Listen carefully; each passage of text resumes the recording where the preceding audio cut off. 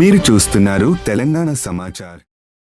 ఈరోజు collectorate auditorium నందు ప్రజావాణి కార్యక్రమం. ప్రజావాణి 265 దరఖాస్తులు. కరీంనగర్ కలెక్టరేట్ ఆడిటోరియంలో సుమారు నిర్వహించిన ప్రజావాణి కార్యక్రమానికి 265 మంది అర్జీదారులు దరఖాస్తులు సమర్పించారు. జిల్లా కలెక్టరేట్ పమేలా సత్పతి ప్రజల నుండి దరఖాస్తులు స్వీకరించారు.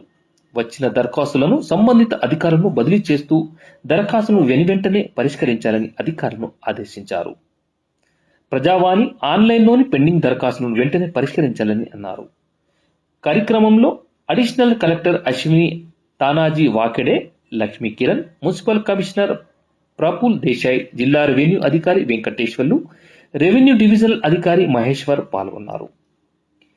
ప్రజావాణి అనంతరం జిల్లా అధికారులతో నిర్వహించిన సమావేశంలో మాట్లాడుతూ జిల్లా వ్యాప్తంగా వివిధ ప్రభుత్వ శాఖలకు కేటాయించిన ప్రభుత్వ స్థలాల, ప్రభుత్వ భవనాలు పూర్తి వివరాలు సమర్పించాలని ఆదేశించారు.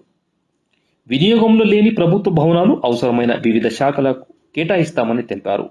కేంద్ర ప్రభుత్వం ప్రవేశపెట్టిన నేషనల్ ఫ్యామిలీ బెనిఫిట్ స్కీమ్పై విస్తృత అవగాహన కల్పించాలని మెప్మా ఆర్డీఓ అధికారులను సూచించారు.